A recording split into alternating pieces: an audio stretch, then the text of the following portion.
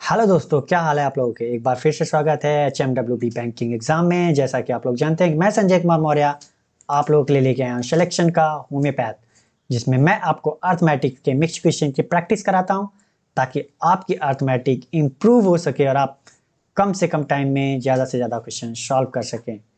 तो क्वेश्चन की तरफ बढ़ते हैं। क्वेश्चन की तरफ बढ़ने से पहले अगर आपने हमारे वीडियो को लाइक नहीं किया तो लाइक कर दीजिए, और चैनल को सब्सक्राइब नहीं किया तो प्लीज़ चैनल को सब्सक्राइब कर लीजिए।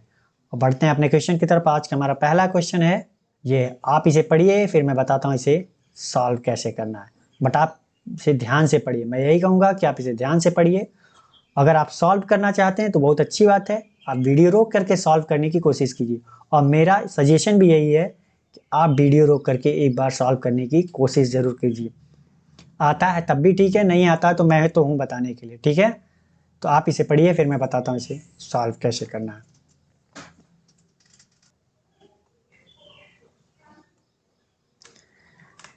चलिए, आपने क्वेश्चन पढ़ लिया होगा, मैं ऐसी उम्मीद करता हूँ। मैं बताता हूँ आपको सॉल्व कैसे करना है। कह रहा है अनु और विनीता ने एक व्यवसाय शुरू किया। अनु और विनीता, अनु को ए से मान लेता हूँ, विनीता को बी से मान लेता हूँ। एक इन्होंने क्या किया, शुरू किया, एक व्यवसाय शुरू किया और 4 महीने बाद चारू आ गई। चारू क्या आ गई, सी मान लेते हैं चारू को। तो 6200 रुपये के साथ व्यवसाय में शामिल हो गई। इसने कितना इन्वेस्ट किया, 6200 रुपया। अनु और विनीता ने कितना इन्वेस्ट किया नहीं दिया है, तो हम मान लेते हैं एक्स ने, अनु ने भी इन्वेस्ट किया और विनीता ने वाई इन्वेस्ट किया।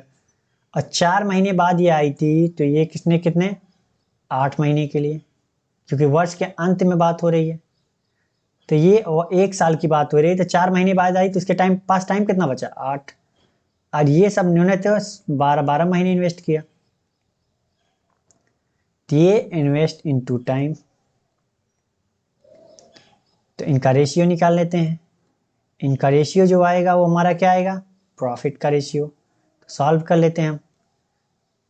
तो 4 दूनी 8, 4 तिहाई 12 एंड 4 तिहाई 12। तो यहाँ कितना आ गया प्रॉफिट का रेशियो, 3x 3y एंड 124। 62 दूना 124,000, मतलब 12,400। ठीक है। तो क्या इन्वेस्ट एंड टाइम के जो मल्टीप्लाई का दो लोगों के बीच जो रेशियो आता है वो प्रॉफिट का, वो एक्चुअल प्रॉफिट नहीं आता। मैं हमेशा आपसे कहता हूँ एक्चुअल प्रॉफिट नहीं आता। हाँ, वो प्रॉफिट का रेशियो आता है जिसमें हम क्या करते हैं, अगर कोई प्रॉफिट दिया है तो उसी रेशियो में हम प्रॉफिट को क्या करते हैं, डिवाइड करते हैं। डिवाइड करने का मतलब उनको बांटते हैं, ठीक है। तो चलिए आगे बढ़ते हैं। आगे कह रहा है कि वर्ष के अंत में अनु और विनीता का लाभ हिस्सा चारू के लाभ हिस्से से क्रमशः 20% अधिक और 40% अधिक है। तो अनु का जो है वो चारू से कितना अधिक है, पहले 20% अधिक है। अगर चारू का 5 है तो 20% अधिक है, मतलब अनु का कितना है, 6। ठीक। और दूसरी कंडीशन में कह रहा है कि विनीता का लाभ हिस्सा बी और चारू के लाभ हिस्से से कितना है, 40% कम है। अगर ये 5 है, 40% कम है, मतलब 3। नहीं समझ में आया तो मैं बताता हूँ। 20% का मान कितना होता है, 1/5। तो अनु, पहले बात कर रहा है अनु की, तो परसेंटेज किसका होगा, अनु का। और चारू की बात कर रहा है तो चारू से। तो अगर चारू का ये हो गया 5, तो 20% अधिक है, मतलब 5 से 1 अधिक है, मतलब अनु का कितना है, 6। फिर कह रहा है विनीता का चारू से, तो विनीता और चारू का कितना है, 40%। 40% का कितना है, 40% का मान कितना होता है, 2/5। अगर चारू का 5 है तो 40% कम विनीता का है, मतलब 2 कम है, तो विनीता का कितना हुआ, 3। तो समझ में आ गया आपको, ठीक है। अब क्या करते हैं, इनको मर्ज कर देते हैं। तो ए वी और सी का मान कितना हो जाएगा, क्योंकि यहाँ सी सी बराबर है। अगर नहीं बराबर होता तो हमें क्या करना पड़ता, पहले बराबर करना पड़ता तब मर्ज करते। तो बराबर है, तो ए का मान 6, बी का मान कितना, वी का मान 3, सी का मान 5। तो यहाँ पे कितना आया हमारा प्रॉफिट, ये प्रॉफिट का रेशियो हमारा आ गया। यही तो कह रहा है, लाभ का हिस्सा मतलब प्रॉफिट का हिस्सा। ये प्रॉफिट का हिस्सा दिया है और हमारा जो आया है वो इतना आया है। तो ये भी प्रॉफिट, ये भी प्रॉफिट। तो ये 6, 3 और 5 का रेशियो आ गया। तो 5 का मान कितना है, 5 यूनिट का मान कितना 124 है, तो 1 यूनिट का मान कितना होगा, 5 यूनिट का मान 124 मतलब 12,400 है, तो 1 यूनिट का मान कितना होगा, 5 दूनी 10, 5 चौके 20, 5 अड़े 40, कितना 2480। तो 3 यूनिट का मान कितना होगा, 24 9 48 3 72, 720, 8 त्रिक 24, 8 त्रिक 24, 240, 7440। तो 6 यूनिट का मान कितना होगा, का 3 यूनिट का मान इतना है, तो 6 यूनिट का कितना हो जाएगा, डबल 80, 4 दूनी 8, 7 दूनी 14,880। तो ये किसके बराबर है, 3y बराबर इतना, 3x बराबर इतना, क्योंकि ये मैंने 5 यूनिट का मान कितना हुआ था 124, तो 7440 किसके बराबर होगा भाई, 3y के बराबर ही तो होगा। तो 3y बराबर कितना 7440, तो y का मान कितना आ जाएगा यहाँ से, तो 3 दूनी 6, 3 चौक 12, 3 आठ 24, कितना आ गया 2440, कितना 2440। तो हमने ये पूछ रहा है कि विनीता का निवेश कितना था, तो वाई तो उन्होंने इन्वेस्ट किया था, विनीता ने कितना इन्वेस्ट किया था वाई, और वाई का मान हमारा कितना आ गया 2480। कौन सा सही है हमारा, बी। समझ में आ गया होगा आपको, ठीक है। तो बढ़ते हैं अगले क्वेश्चन की तरफ। अगला क्वेश्चन है हमारा ये, आप पढ़िए इसे, फिर मैं बताता हूँ इसे सॉल्व कैसे करना है, बट आप इसे ध्यान से पढ़ने की कोशिश कीजिए, ठीक है। मैं क्वेश्चन में मेरे टाइम इसलिए लगता है कि मैं आपको डीपली समझाता हूँ, ठीक है। आप ये मत सोचिए कि इतना ही टाइम आपको एग्जाम में लगेगा, अरे भाई अगर इतना टाइम एग्जाम में लगेगा तो आपका 5 क्वेश्चन करने में तो पूरा टाइम ही खत्म हो जाएगा। तो ये सिर्फ प्रैक्टिस करने के लिए, मैं समझाने के लिए आपको बता रहा हूँ, जितनी ज़्यादा आप प्रैक्टिस करोगे उतना ही क्वेश्चन को सॉल्व करते जाओगे, माइंड में सॉल्व करोगे। एग्जाम क्वालिफाइड करने के लिए आपको प्रैक्टिस करनी पड़ेगी, और जितना से ज़्यादा माइंड में आप क्वेश्चन सॉल्व कर लिए उतना ज़्यादा से ज़्यादा क्वेश्चन आप कर पाओगे, और ये तभी पॉसिबल है जब आप प्रैक्टिस करोगे। प्रैक्टिस के में आप क्या होता है कि आप क्वेश्चन जैसे ही पढ़ते हो आपको पता चल जाता है कि ट्रिक से सॉल्व होगा या बेसिक लगाना पड़ेगा, ठीक है। आधा कैलकुलेशन तो वही हो गया, फिर आपको पेन उठाना है सिर्फ, और पेन में वही चीज़ें लिखनी है जो आप याद नहीं कर सकते, चाहे काफ़ी लंबा चीज़ है, ठीक है। और आप जितना मैंने लिखा है 1/4 हिस्सा भी नहीं लिखते हैं अगर आपने प्रैक्टिस कर रखी है तो, ठीक है। चलिए आपने पढ़ लिया होगा, मैं बताता हूँ इसे सॉल्व कैसे करना है।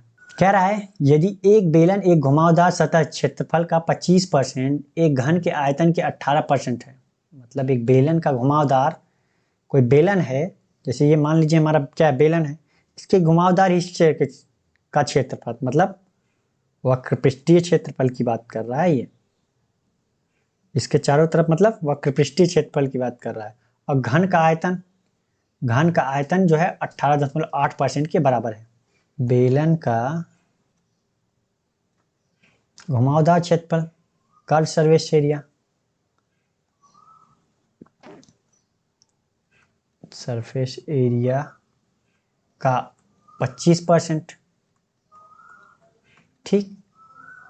और जो बराबर है वो घन का आयतन कितना होता है, एक घन का आयतन लंबाई गुणी चौड़ाई गुणी ऊंचाई, क्योंकि तीनों सेम होती है, तो ए उसकी हम मान लेते हैं लंबाई गुणी चौड़ाई गुणी ऊंचाई, तो ए क्यूब का 18%, तो 18.8%, 18.18%, ठीक है, बराबर हैं दोनों। तो कर्व का सरफेस एरिया कितना होता है 2πr(h) का 25%, और ए क्यूब की जो है ये कितनी है, ए यही तुम्हारा क्यूब है, लंबाई गुणी चौड़ाई गुणी ऊंचाई होता है, और इसका क्या होता है सारी लंबाई गुणी चौड़ाई गुणी ऊंचाई, मतलब सारे बराबर होते हैं, लंबाई चौड़ाई ऊंचाई तीनों बराबर होते हैं, ठीक है। तो चलिए सॉल्व करते हैं। 18.18%, तो 2 का 2 रहने देते हैं, पाई का मान हम रख सकते हैं 22/7 R(h), 25% का मान 1/4 होता है, ए क्यूब को ए क्यूब कर देते हैं, 18 का कितना होता है 2/11, क्योंकि 9.09% का मान कितना होता है 1/11, तो ये कितना है 18.18, मतलब 2/11 ही तो है, ठीक है, आगे हम देख लेते हैं, कुछ दिया तो और नहीं। तो कह रहा है बेलन की त्रिज्या घन की भुजा उस वर्ग की भुजा के बराबर है। घन की भुजा कितनी है? घन की भुजा कितनी है? ए है। कह रहा है वर्ग की भुजा के बराबर है, मतलब घन की भुजा और वर्ग की भुजा बराबर है, और जिसका क्षेत्रफल कितना दिया है? अगर घन की भुजा, ये वर्ग हो गया, बराबर है, मान लेते हैं अगर ये बी मान लेते हैं भुजा इसकी, अगर वर्ग की भुजा हम मान लेते हैं बी, वर्ग क्या होता है? बराबर होता है। ठीक है, कह रहा है कि भुजा उस वर्ग की भुजा के बराबर है, मतलब घन की भुजा हमने क्या मानी थी? ए, तो वर्ग की भुजा के बराबर है। ठीक है, अगर घन की भुजा वर्ग की भुजा के बराबर है तो ये हमारा क्या है? वर्ग है। अगर इसकी भुजा बी भी मान लेते हैं, बी भी मान लेते हैं, तो घन की भुजा वर्ग की भुजा के बराबर है, ये दिया है। और आगे कह रहा है जिसका क्षेत्रफल, मतलब वर्ग का क्षेत्रफल दिया है। वर्ग का क्षेत्रफल कितना दिया है? 121। और वर्ग का क्षेत्रफल किसके बराबर होता है? वी स्क्वायर, लंबाई गुणी चौड़ाई, तो दोनों समान है, तो बी स्क्वायर बराबर 121। तो बी बराबर कितना? 11। तो बी किसके बराबर है? ए के। तो ए का मान कितना हमारा आ गया? 11 आ गया। ठीक है, कितना आ गया? 11 वर्ग मीटर, तो 11 मीटर। ठीक, समझ में आ गया आपको? तो अब हम क्या करते हैं, और त्रिज्या कितनी दे रखी है इसने? आर का मान जो दे रखा है यहाँ पे 14 मीटर दे रखा है, 14 मीटर। अब हम रख देते हैं इसमें, रख दिया हमने, तो 2 22/7, आर का मान कितना? 14, ऊंचाई हमें नहीं पता है, 1/4, ए क्यूब का मान कितना है? 11, 11, 11 कर देते हैं, तीनों अलग अलग कर देते हैं, 2/11। अब सॉल्व कर लेते हैं, 1 11 से 1 11 यहाँ कैंसिल, 7 दूनी 14, 11 दूना 22, तो 1 11 यहाँ चला आया।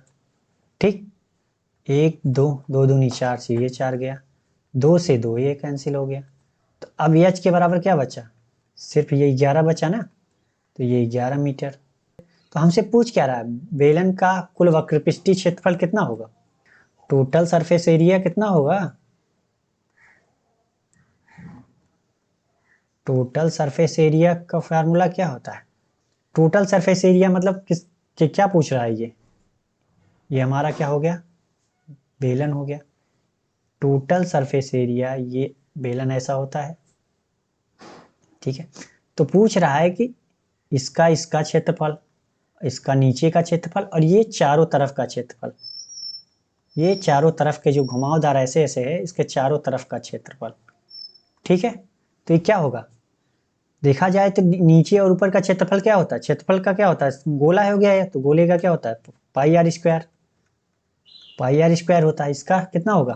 पाई आर स्क्वायर तो होता है सर्कल का, लेकिन दो हैं, 1 और 2, तो 2 प्लस इसका कितना हो जाएगा? जो ये घुमावदार है बेलन, तो इसका कितना होता है? 2 पाई आर, सर्कल का 2 पाई आर, लेकिन हाइटेड है तो एच। तो या तो आप डायरेक्ट फॉर्मूला लिख लीजिए, या तो समझ लीजिए कहना क्या चाह रहा है। तो अब मान रख देते हैं, 2 पाई कॉमन कर लेते हैं, तो आर का मान कितना है? आर का मान है 14, 14 का स्क्वायर कितना होगा? 196, प्लस आर एच, आर का मान कितना है? 14 और 11, आगे कितना आ जाएगा? ये 2 22/7, ये कितना हो जाएगा हमारा? 154, यही तो होगा गुणा करने पर।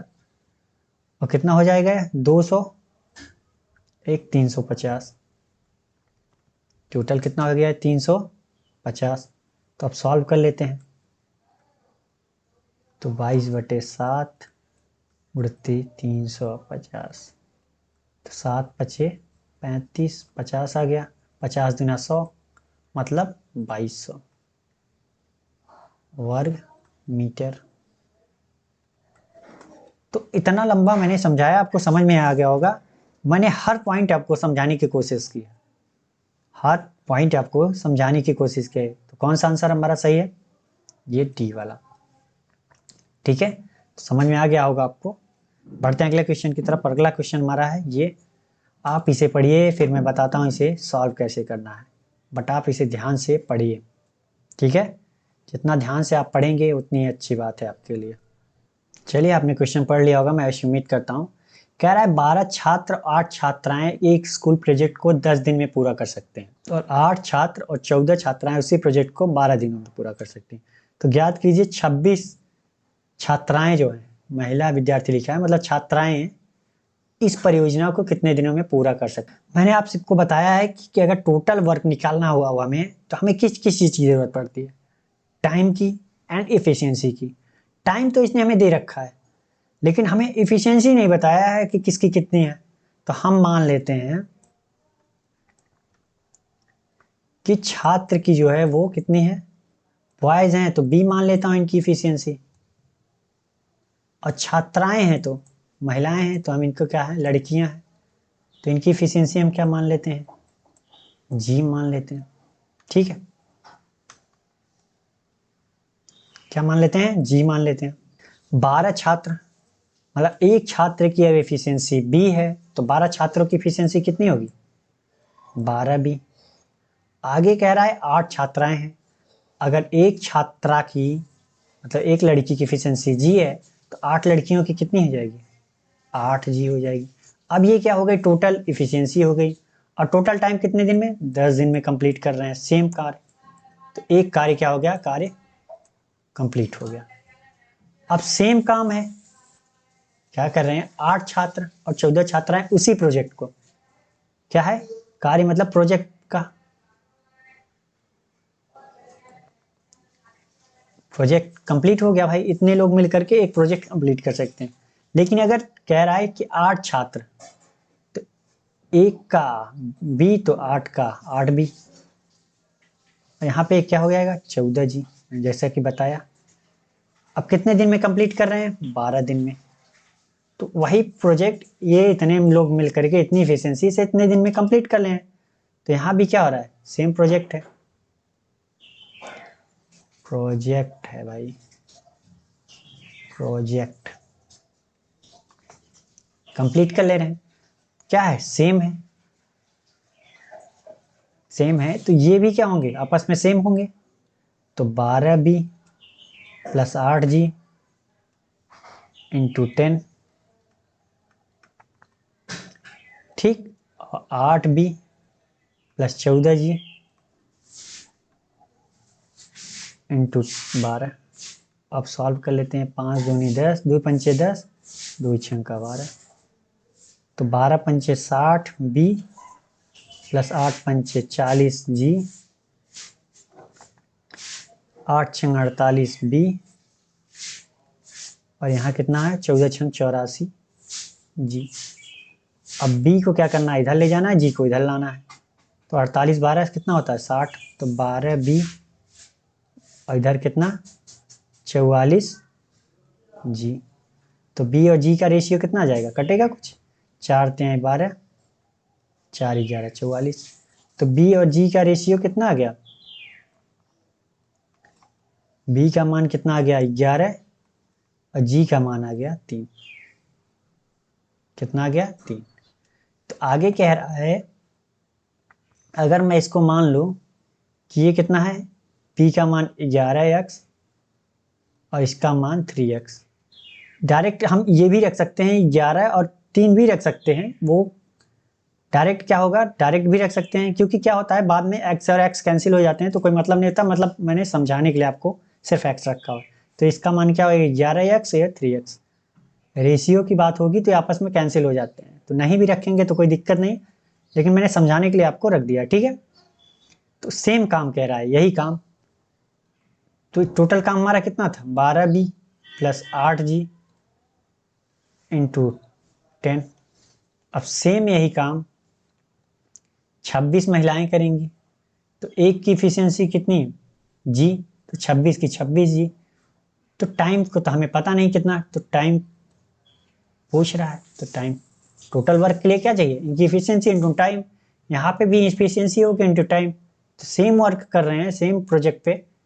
अब से 26 महिलाएं करना चाहें तो कितना टाइम लगाएंगे, तो 12 बी का महिल कितना मान, बी का मान कितना 11 एक्स, तो 11 एक्स रख दिया, प्लस 8 जी का मान 3 एक्स इंटू 10, इधर कितना होगा 26, जी का मान कितना 3 x into time.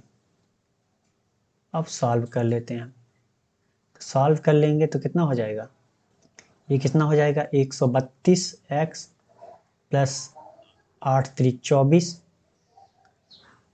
X into 10। इस इधर भी सॉल्व कर लेते हैं 5 और इधर 13, तो 5 एंड 3 एक्स गुणते 13 इंटू टाइम।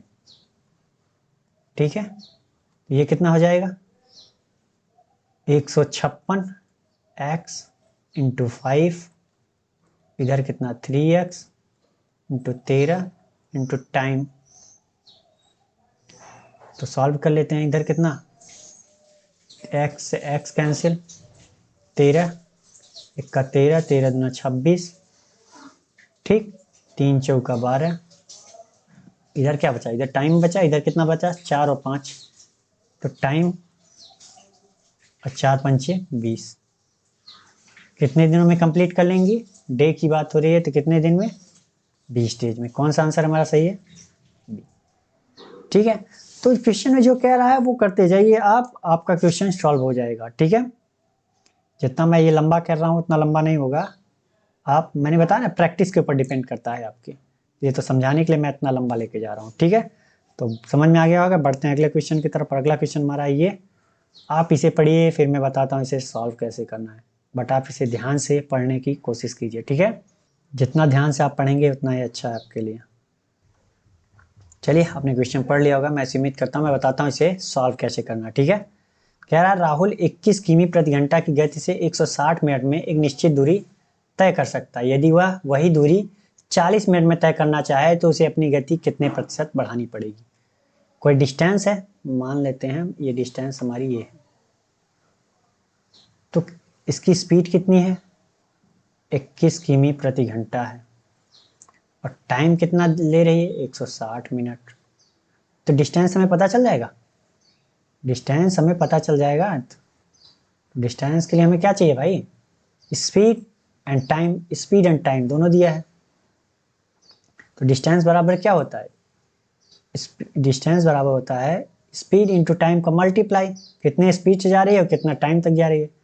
ठीक है, तो 21 ये 160 मिनट, तो मिनट है तो इसको घंटे में चेंज करने के लिए 60 से भाग दे दिया 6, तो यहाँ क्या हो जाएगा 8 2 से 2 तिहाई 6, 3 7 21, यहाँ कितना आ गया 56 किलोमीटर।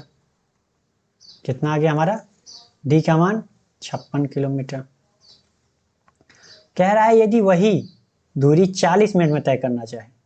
अब डिस्टेंस देखो सेम है, डिस्टेंस हमारा क्या है सेम है 56 किलोमीटर ही है।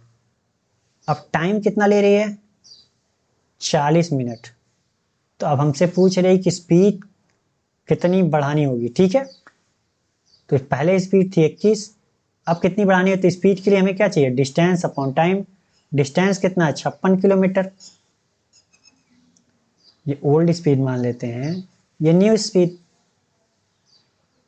ठीक है, तो 40 मिनट में ट्रेवल करना है सेम डिस्टेंस, तो मिनट को किस में घंटे में चेंज करते हैं, तो 20 दूनी 40, 20 तिहाई 60, 28 दूना 56, तो ये 3 ऊपर जाएगा तो 28 गुणित 3 कितना हो जाएगा 84 किलोमीटर प्रति घंटा। जो वी न्यू आ गई हमारी वो कितनी आ गई 84 किलोमीटर प्रति घंटा। तो पहले स्पीड कितनी थी वी ओल्ड 21 किलोमीटर, कितनी थी 21 किलोमीटर पर हावर थी, तो इंक्रीज कितना करना पड़ेगा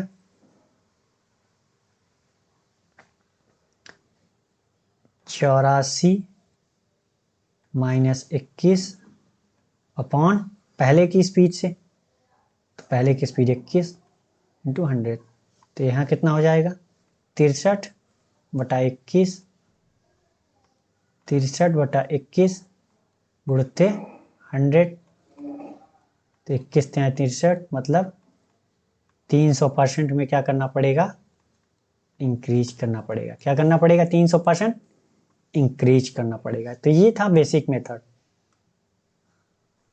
ये क्या था बेसिक मेथड। अब ट्रिक मेथड देखते हैं। ट्रिक मेथड, ठीक है, ट्रिक मेथड कह रहा है कि डिस्टेंस जो है सेम है। देखा जाए तो राहुल एक किमी की प्रति घंटे के 160 मिनट में निश्चित दूरी तय करता है, और वही दूरी अब वो 40 मिनट में तय करना। पहले वो 160 मिनट में तय करता था, अब वो 140 मिनट में तय करता है। तो डिस्टेंस अगर सेम हो तो स्पीड और टाइम क्या होता है, एक दूसरे के इन्वर्सली प्रोपोर्शनल होते हैं। क्या होते हैं, एक दूसरे के इन्वर्सली प्रोपोर्शनल होते हैं।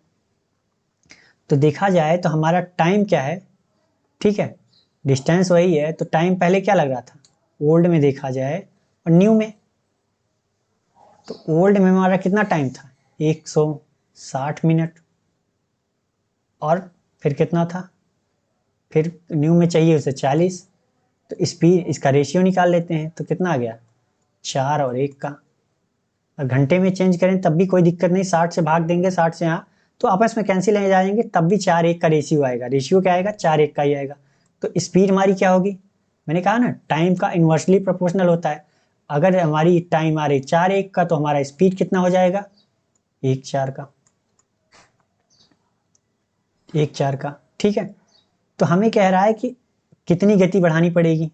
कितनी गति बढ़ रही है भाई, पहले 1 थी, अब 4 हो गई, मतलब 3 बढ़ रही है।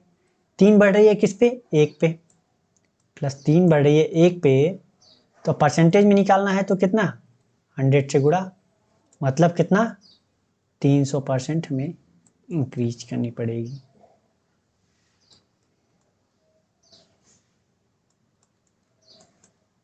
ठीक है, इंक्रीज परसेंटेज कितना परसेंट, 300% में इंक्रीज करनी पड़ेगी। तो मैंने आपको बेसिक मेथड बता दिया, सिंपल मेथड बता दिया, ताकि आप कंफ्यूजन न रहे, ठीक है। तो आपको दोनों आना चाहिए, मैं ये नहीं कहता कि एक ही आए, आपको दोनों आना चाहिए। अगर वेरिएबल दे देता है तो आपको बेसिक मेथड काम आएगा, और मेंस में भी आपको बेसिक मेथड ही ज़्यादा यूज़ होता है, ट्रिक बहुत कम यूज़ होता है, ठीक है। तो चलिए बढ़ते हैं अगले क्वेश्चन की तरफ, आपको समझ में आ गया होगा ये। और अगला क्वेश्चन हमारा ये है, आप इसे ध्यान से पढ़िए, फिर मैं बताता हूँ इसे सॉल्व कैसे करना है। इसके भी मैं 2 मेथड बताता हूँ, ठीक है। तो आप इसे पहले ध्यान से पढ़िए, फिर मैं बताता हूँ इसे सॉल्व कैसे करना है।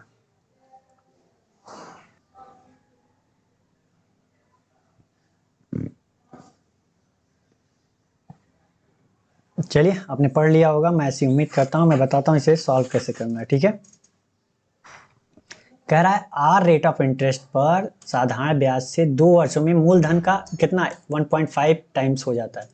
तो आर -5% की दर से 2 वर्षों में 31,000 पर अर्जित चक्रवृद्धि ब्याज बताना है, ठीक है। तो पहले सिंपल इंटरेस्ट की बात कर रहा है, यहाँ से हमें आर का मान निकालना पड़ेगा, और आर का मान निकाल करके हम फिर क्या निकाल लेंगे, कंपाउंड इंटरेस्ट 2 साल का, ठीक है। क्वेश्चन में यही हो रहा है। तो कह रहा है कि हमारी प्रिंसिपल मान लेते हैं कितनी थी शुरू में, प्रिंसिपल हमारी कितनी थी, पी थी, लेकिन 2 साल बाद अमाउंट कितना हो रहा है 1.5 पी।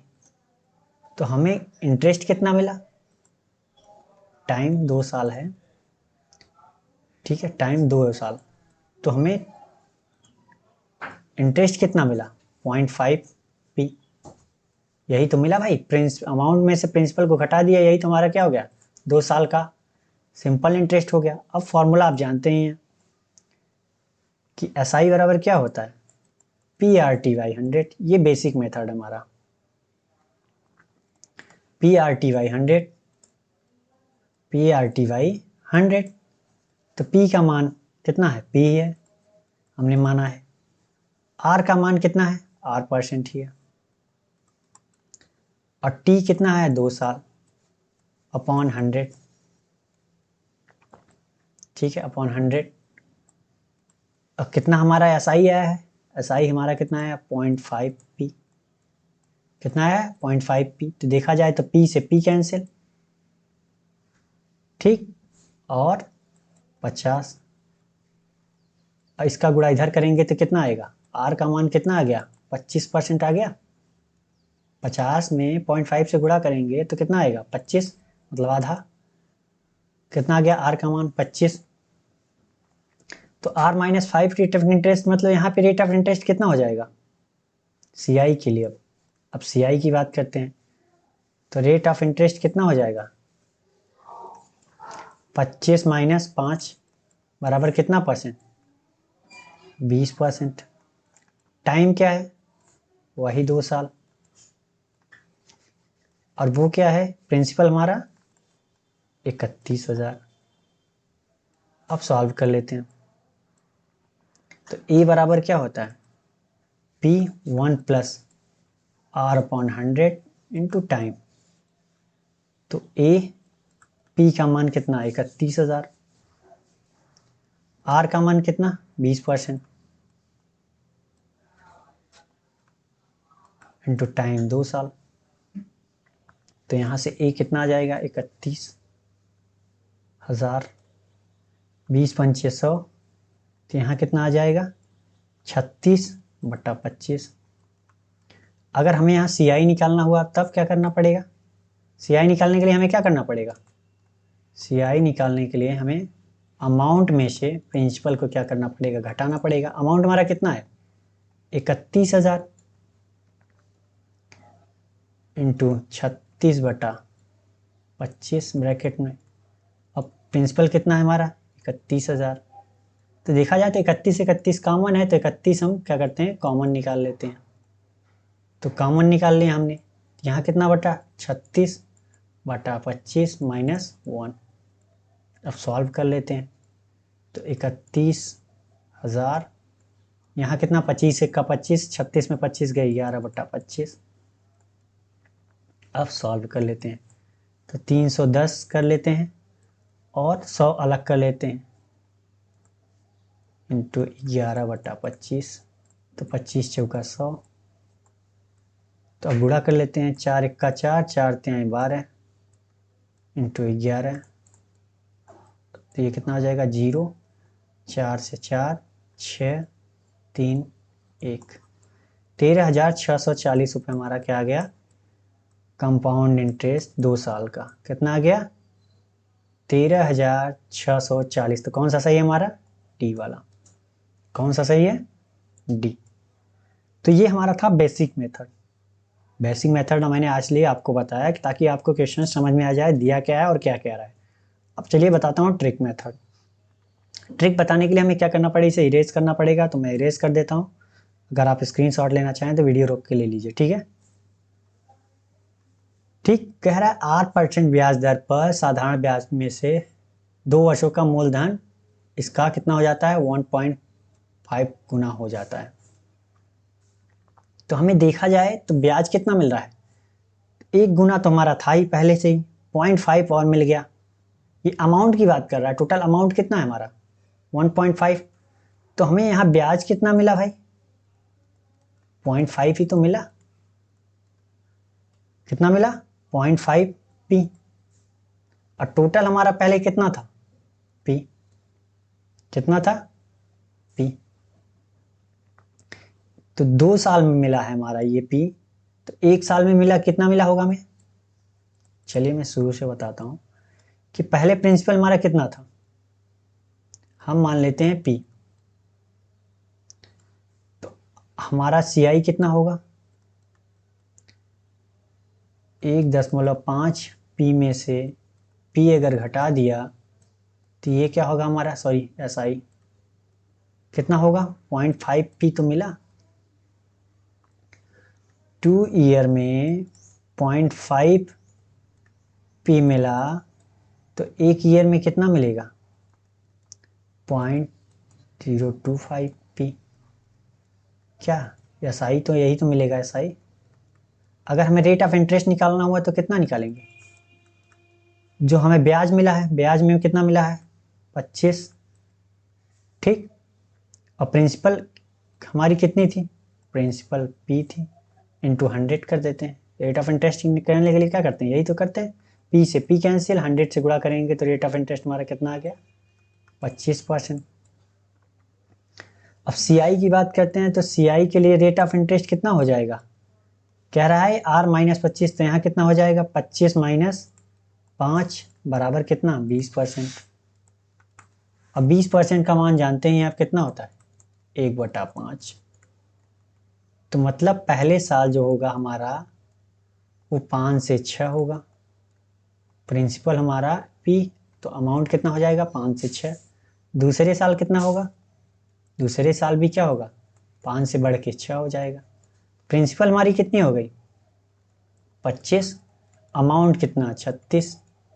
तो ब्याज कितना मिल रहा है हमें देखा जाए तो 11 यूनिट ब्याज मिल रहा है, किस पे, 25 पे।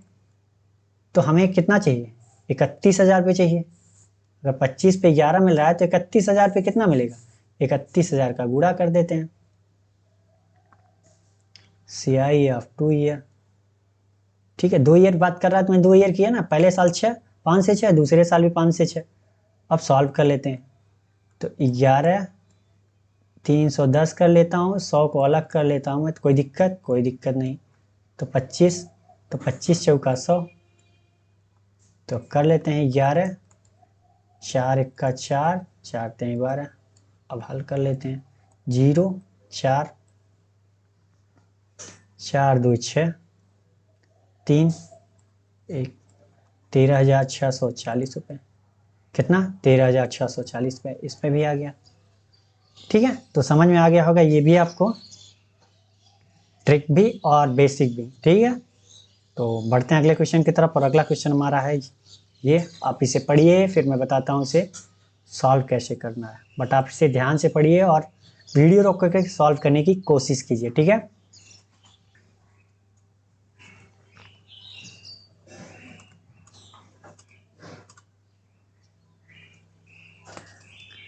चलिए आपने क्वेश्चन पढ़ लिया होगा, मैं ऐसी उम्मीद करता हूँ। मैं बताता हूँ इसे सॉल्व कैसे करना है। कह रहा है एक परीक्षा में कक्षा x और y के लिए न्यूनतम उत्तीर्ण अंक क्रमशः 45% और 60% है। तो कक्षा x के लिए कुल अंक कक्षा y की तुलना में 33% अधिक है, और कक्षा x का एक छात्र 765 अंक प्राप्त करके 45 अंकों से अनुत्तीर्ण हो गया। तो कक्षा x के उत्तीर्ण अंक और कक्षा y के उत्तीर्ण अंकों का योग बताना। ठीक है, दो कक्षाएं हैं, कक्षा कौन सी, x और y। ठीक है, कक्षा x और y।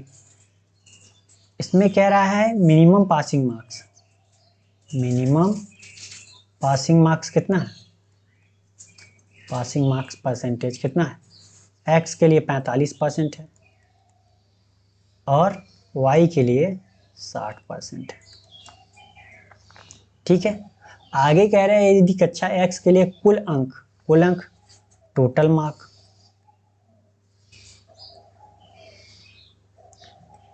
y की तुलना में 33.33% अधिक है। 33.33% अधिक है, मतलब 33.3% का मान कितना हो, 1/3।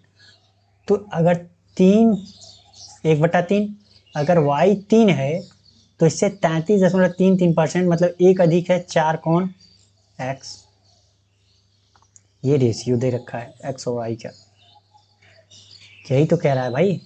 यदि कक्षा x के लिए कुल अंक कक्षा y की तुलना में 33.33%, मतलब y अगर 3 है तो 33.33% मतलब एक अधिक है। तो अगर ये 3 है तो ये कितना होगा, 4।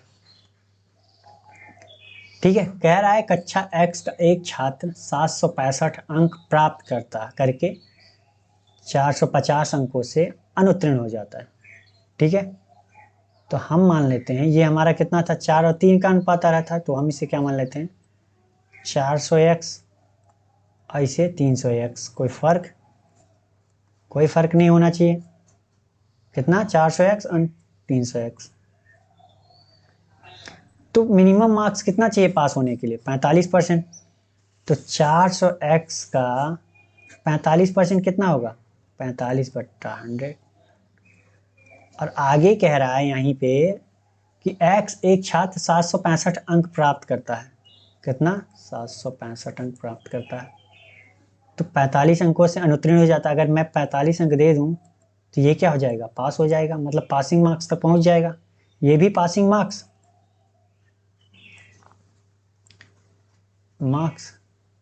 ये भी पासिंग मार्क्स, ये भी पासिंग मार्क्स, ये भी पासिंग मार्क्स। तो दोनों क्या हैं? आपस में बराबर। अब सॉल्व कर लेते हैं। 100 से 100 कैंसिल, मतलब डबल जीरो से डबल जीरो कैंसिल। 45 गुना 90 ना 180, 180 एक्स बराबर इधर कितना हो जाएगा? 810। एक जीरो से एक जीरो कैंसिल, 9 दूनी 18, 9 9 81। तो एक्स का मान कितना आ गया? 9/2। अगर x का मान 9/2 आ गया तो अब हम बता सकते हैं, अब तो हम बता ही सकते हैं कि तो x का टोटल मार्क कितना है? 400 x है। तो 400 इंटू 9/2, तो ये कितना आ जाएगा? 200। तो ये कितना हो जाएगा हमारा? 1800। इसका टोटल मार्क्स इसका कितना है? 1800। और इसका कितना हो जाएगा? 300। 9/2, तो 9 त्रिक 27, 27 का आधा कितना होगा? 1350। तो y का टोटल मार्क्स 1350। ठीक है, इतना समझ में आ गया। अब कह रहा है x के उत्तीर्ण अंकों और y के उत्तीर्ण अंकों का योग बताना है। तो x प्लस वाई का पासिंग मार्क्स कितना होगा? टोटल पासिंग मार्क्स कितना होगा? 1800 का कितना? 45% प्लस 1350 का 60%। पासिंग मार्क्स उनके कितने थे? 45% और 60% ही तो थे। और टोटल मार्क में पता है तो सॉल्व कर लेते हैं। तो 1800 गुणित 45/100 प्लस 1350 60/100। सॉल्व कर लो। ये डबल जीरो से डबल जीरो कैंसिल, यहाँ एक जीरो एक जीरो एक जीरो एक जीरो। 45 दूना 90, तो 9 9 81, 810। और चाहे तो यहाँ भी तो यही आ रहा था 810। यहाँ भी तो किसका है? एक्स का ही तो पासिंग मार्क्स था। 810 चाहे ये रख ले सकते थे आप, और चाहे आप यहाँ से निकाल दीजिए। सेम वही है, आया कि नहीं? और प्लस कितना? 135 तिरछा 78, 780 56 30, 810 इसका भी आ रहा है। कितना आ रहा है? 810 ये भी, 810 ये भी। तो कितना आ गया टोटल? 1620। दोनों के योग का कितना आ गया? 1620। कौन सा हमारा आंसर सही है? बी। तो समझ में आ गया होगा आपको। मैं यही कहूँगा कि जो जो क्वेश्चन में दिया रहे और जो जो कहता रहे वो करते जाइए आप, आपका आंसर आ जाएगा। ठीक है, तो बढ़ते हैं अगले क्वेश्चन की तरफ। और अगला क्वेश्चन हमारा ये है, आप इसे ध्यान से पढ़िए, फिर मैं बताता हूँ इसे सॉल्व कैसे करना है। बट आप इसे ध्यान से पढ़ने की कोशिश कीजिए। जितना ध्यान से पढ़ेंगे उतना ही आपके लिए अच्छा है।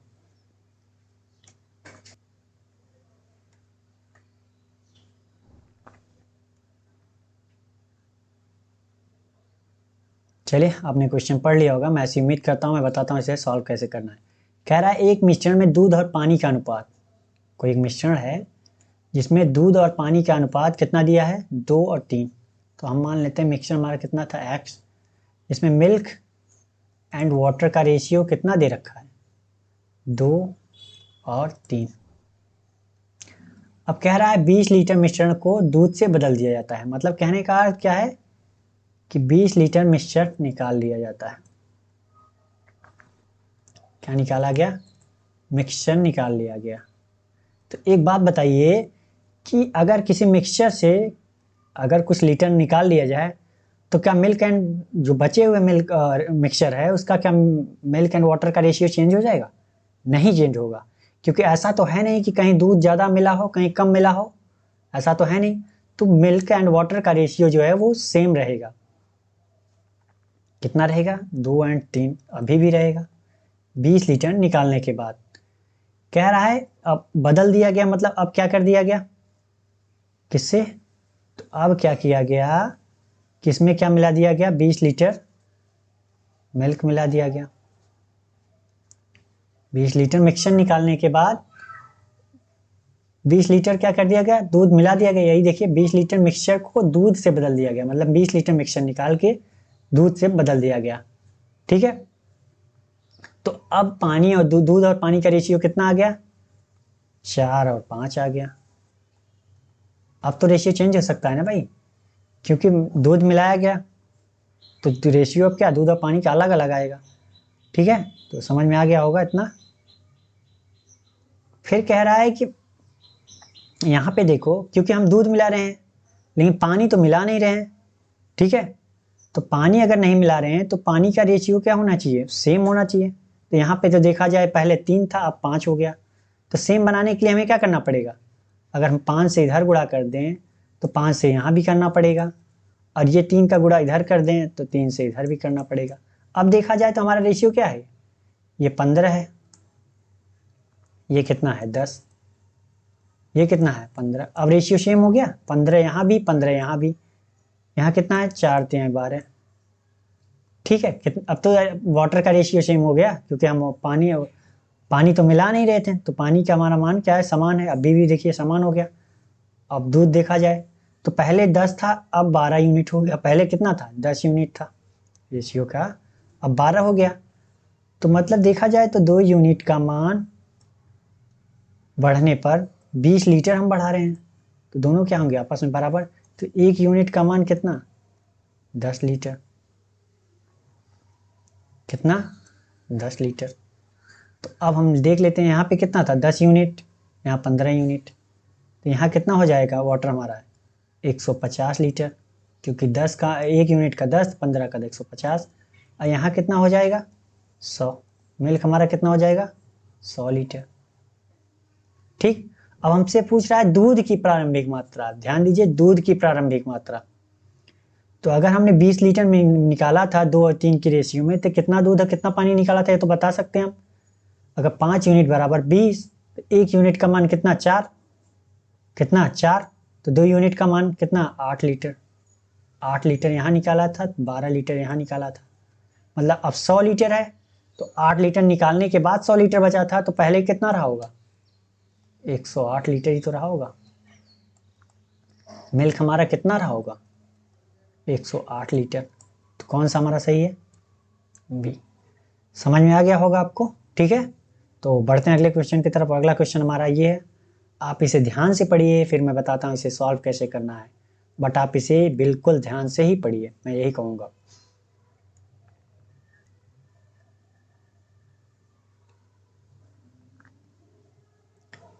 चलिए मैं बताता हूँ इसे सॉल्व कैसे करना है। ठीक है, आपने पढ़ लिया होगा। कह रहा है अमित की वर्तमान आयु अरमान की वर्तमान आयु से 20% क्या है।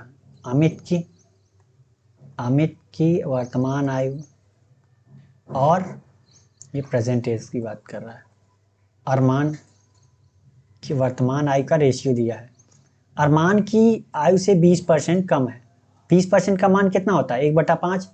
अगर अरमान की 5 है तो अमित की कितनी होगी, 4। ये रेशियो समझ में आ गया। और कह रहा है सानवी की आयु अरमान की आयु से 11.11% कम है। तो 11.11% का मान कितना होता है, आप बताओ। 1/9 होता है। अगर अरमान की ये है तो सानवी की कितनी होगी, क्योंकि कह रहा है ना अरमान की आयु से, अगर अरमान की 9 है तो सानवी की कितनी होगी, 11.11% कम, मतलब 8 होगी। तो यहां से निकल आएगा सानवी एंड अरमान का रेशियो कितना है, सानवी का 8, अरमान का 9। कितना, 8 9। ठीक, अब क्या करना है, मर्ज करना है। तो अरमान यहाँ 5 है, यहाँ 9 है, तो क्या करना पड़ेगा, बराबर करना पड़ेगा पहले इनको। तो अगर मैं 9 यहाँ गुणा कर दूँ, 5 का यहाँ गुणा कर दूँ, तो ये क्या हो जाएंगे आपस में बराबर।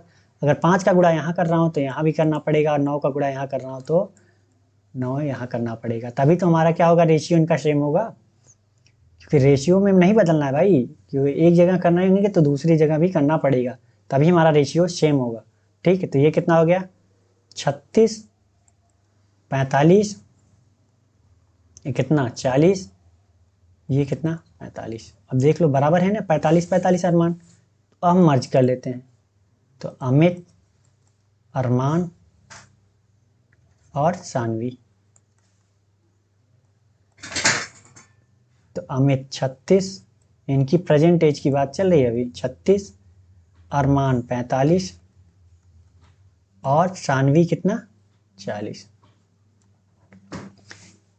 सानवी, ठीक है, यदि अमित और सानवी की वर्तमान आयु का योग 152 है, अमित और सानवी की आयु कितनी है यहाँ, हम मान लेते हैं ये 36x प्रेजेंट एज, 45x और ये 40x। और यहाँ पे देखा जाए तो अमित और सानवी की जो एज है वो कितनी है, कितनी है 36 और प्लस 40, 36x प्लस 40x बराबर कितना 76x। यहाँ पे हमारी जो एज आ रही है वो 76x आ रही है, लेकिन इनकी आयु का योग कितना है 152। तो x का मान यहाँ से कितना आ जाएगा 2। x का मान कितना आ गया 2। अगर x का मान आ गया 2 तो हम सबका एज बता सकते हैं किसकी कितनी है, बता सकते हैं कि नहीं। x का मान 2 तो यहाँ x था भाई 40x, तो x का मान 2 तो यहाँ पे कितनी सानवी की कितनी 80 साल, अरमान का कितना 90 साल, अमित का कितना 36 गुना 72 साल। ठीक है, तो आगे अब कह रहा है इनकी प्रेजेंट एज ये हो गई, तो आगे कह रहा है 6 वर्ष पहले अरमान, 6 वर्ष पहले अरमान,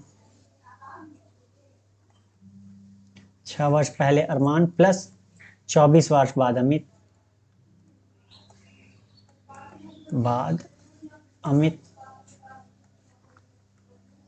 जोड़ लेते हैं कितना 6 वर्ष पहले अरमान की आयु कितनी थी, अरमान की अभी 90 है तो उस समय कितनी रहेगी 6 वर्ष पहले 84, और 24 वर्ष बाद अमित की तो कितना 96, 72 थी 24 वर्ष बाद 96 होगी, जोड़ लेते हैं 9 8 17 1 18। सॉरी अमित की आयु के बीच का रेशियो पूछ रहा है, प्लस जोड़ना नहीं है, रेशियो पूछ रहा है, तो हम रेशियो निकाल लेते हैं। ठीक, तो 12 सत्ते 84, 12 अट्ठे 96, तो रेशियो कितना आ गया 7 और 8 का, कितना आ गया 7 और 8 का, कौन सा सही है हमारा डी। तो समझ में आ गया होगा मैं क्या समझाना चाह रहा था आपको। तो बढ़ते हैं अगले क्वेश्चन की तरफ, और अगला क्वेश्चन हमारा ये है, आप इसे ध्यान से पढ़िए फिर मैं बताता हूँ इसे सॉल्व कैसे करना है। मैं यही कहूँगा कि आप बिल्कुल ध्यान से क्वेश्चन को पढ़ने की कोशिश कीजिए, ठीक है, जितना ध्यान से पढ़ेंगे उतना ही आपके लिए अच्छा है। चलिए आपने पढ़ लिया होगा, मैं ऐसी उम्मीद करता हूँ। मैं बताता हूँ इसे सॉल्व कैसे करना है। यदि रवि को 3480 का ब्याज प्राप्त होता है जब वो ऐसी किसी राशि को 12.5% प्रतिवर्ष की दर से 3 वर्षों के लिए साधारण ब्याज पर निवेश करता है, तो वही राशि अगर वो 20% प्रतिवर्ष की दर से 2 वर्षों के लिए चक्रवृद्धि ब्याज पर निवेश करे तो लगभग कितना प्राप्त होगा। ठीक है, तो सीधा सीधा मान रखते हैं, SI बराबर क्या होता है PRT/100। ठीक, तो कितना है SI हमारा 3480, P का मान हमें पता नहीं है, R का मान 12.5%, T का मान कितना 3 साल अपॉन 100, तो 12.5% का मान कितना होगा 100, कितना हो जाएगा ये 125/1000। ठीक, दशमलव हटाया तो 1000 हो जाएगा ना, एक जीरो नीचे बढ़ जाएगा, तो ये कितना हो गया 1/8। तो चलिए सॉल्व करते हैं, 3480 P का P रहेगा, इतने का मान कितना आ जाएगा 1/8 गुणित 3।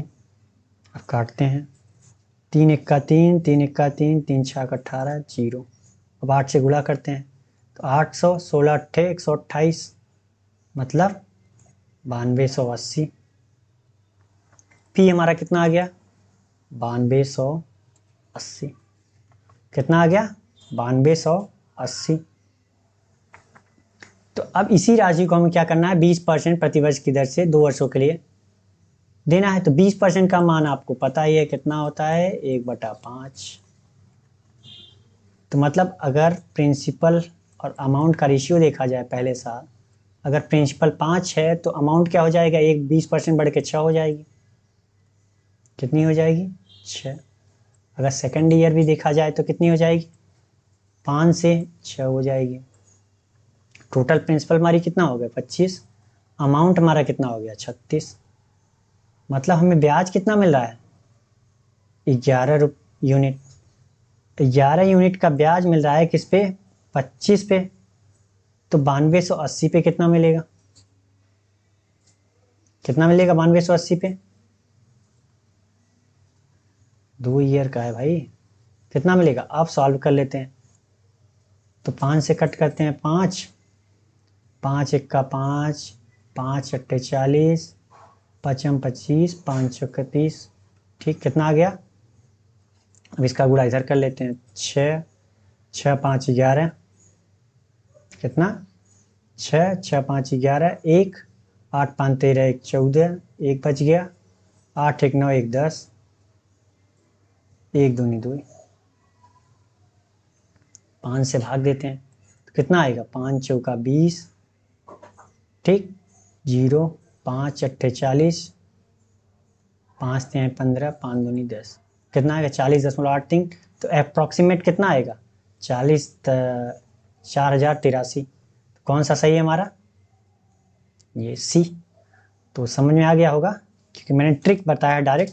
बेसिक मैंने काफ़ी क्वेश्चनों में बता दिया है, इसके पहले भी बताया था, तो इसलिए इसमें मैंने डायरेक्ट ट्रिक का यूज़ किया। ठीक है, तो समझ में आ गया होगा। बढ़ते हैं अगले क्वेश्चन की तरफ। और अगला क्वेश्चन हमारा है ये, आप इसे पढ़िए, फिर मैं बताता हूँ इसे सॉल्व कैसे करना। ठीक है, बट आप इसे ध्यान से पढ़ने की कोशिश कीजिए, जितना ध्यान से पढ़ेंगे उतना ही अच्छा है आपके लिए। ठीक,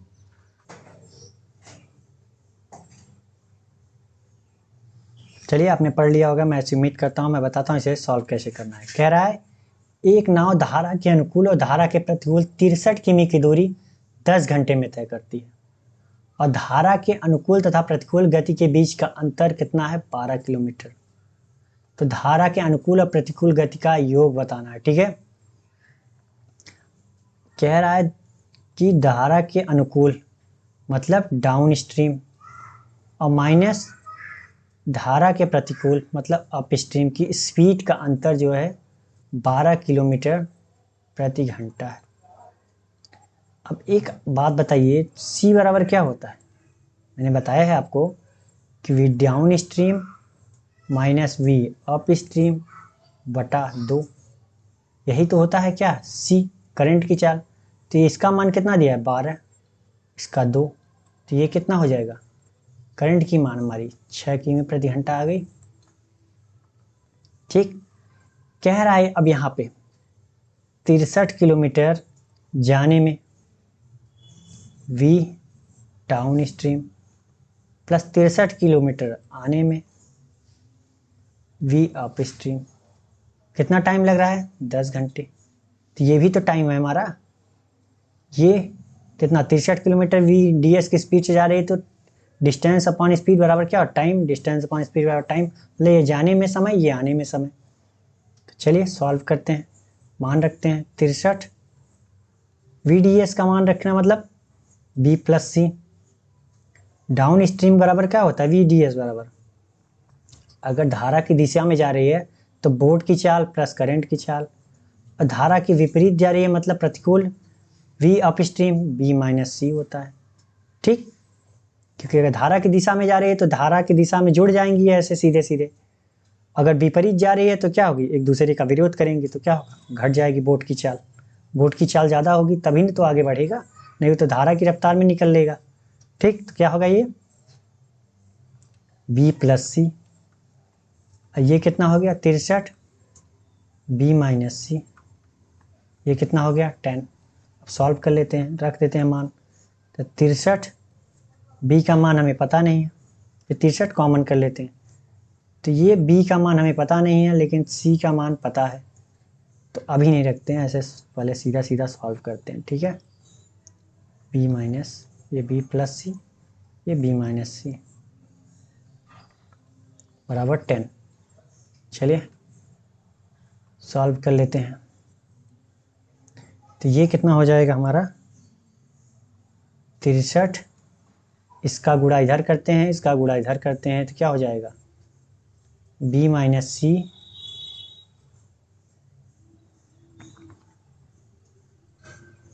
plus b plus C upon क्या हो जाएगा b square minus C square बराबर कितना 10 घंटे। तो c से c कैंसिल, ऊपर क्या आ गया 63 गुणित्य 2b upon b square minus C. c का मान अब रख देते हैं, c का मान कितना आया था 6, तो ये क्या हो जाएगा 36, कितना है यहाँ 10, ये 2 कैंसिल हो जाएगा, 2 5 6 10। अब 5 का गुणा b इसका इधर गुणा कर देते हैं, तो ये कितना हो गया 63 b इधर है, इधर कितना हो जाएगा 5b स्क्वायर माइनस 36 पंचे 180। ठीक, तो ये 5b स्क्वायर ये इधर जाएगा तो कितना आ जाएगा माइनस 63b माइनस 180 बराबर 0। अब 18 पंचे 90, 900 का ऐसा खंड करिए कि क्या आ जाए घटाने पर 63 आए। 900 का ऐसा खंड करिए कि घटाने पे कितना आ जाए 63 आ जाए। तो 75 गुणित्य 12 होगा, 75 गुना 150, 15 छक्का 90। ठीक, 75 में से 12 गया तो कितना आएगा 63 आएगा। ठीक, तो 5, तो कितना हो जाएगा यहाँ b का मान 1 आएगा 75 बटा 5, और 1 आएगा कितना प्लस का 75 बटे 5, और 1 का आएगा माइनस 12 बटे 5। तो हम कौन सा लेंगे b का मान प्लस वाला, तो ये कितना आएगा 15। तो b का मान कितना आ गया हमारा 15, कितना आ गया 15 आ गया। ठीक है, तो पूछ रहा है धारा के अनुकूल और धारा के प्रतिकूल गति का योग कितना होता है। धारा के अनुकूल down stream plus v up stream बराबर क्या होता है 2b होता है। ये तो जानते हैं आप, क्योंकि मैंने बताया ना कि अप स्ट्रीम और down stream plus up stream बटा 2 बराबर क्या होता है b। तो अगर इतने का मान निकलना हो तो 2 इधर कर देंगे, तो क्या हो जाएगा 2, b का मान 15, तो ये कितना हो जाएगा 30, कितना हो जाएगा 30 किलोमीटर प्रति आवर। कौन सा आंसर चाहिए हमारा पहला। ठीक, तो समझ में आ गया होगा आपको। तो आज के लिए बस इतना ही। अगर ये वीडियो आपको पसंद आई हो तो लाइक करें और अपने दोस्तों के साथ शेयर करें, और अभी तक आपने चैनल को सब्सक्राइब नहीं किया तो प्लीज़ चैनल को सब्सक्राइब कर लीजिए। मिलते हैं नेक्स्ट वीडियो में एक नए जोश के साथ और एक नए क्वेश्चन के साथ। तब तक के लिए बाय बाय, थैंक यू।